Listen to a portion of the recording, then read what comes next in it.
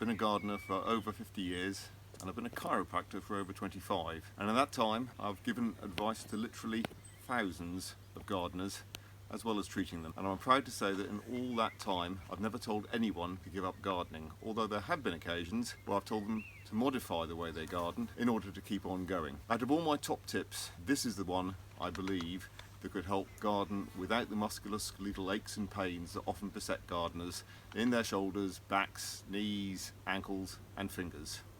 And the great thing about it is you don't need any expensive equipment, you just need a pencil and a piece of paper. There are 3 vertical lines on a lined piece of paper.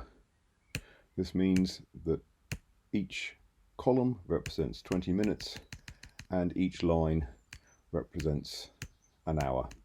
Each cell therefore is your designated 20-minute work slot. Then make a list of all the jobs you need to do, and before you start entering them, be realistic about how long you're going to be working. Book some time out for meals, perhaps a trip to the garden centre, walking the dog, having a cup of coffee, afternoon refreshment, and indeed sitting and enjoying your garden for a while. Then drop in the tasks in a way that ensures that you use different postures and muscle groups as you move from task to task. If you've got a little time left over, review the list and see what job might take slightly longer than you've allowed for.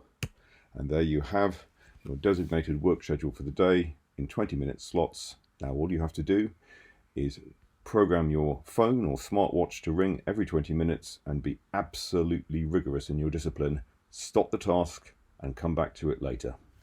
By gardening in this way, you have 3 big advantages on the gardener's usual approach of working flat out at a job until it's done, standing back and admiring it. Firstly, you don't put continuous strain on the same set of joints, so they don't hurt.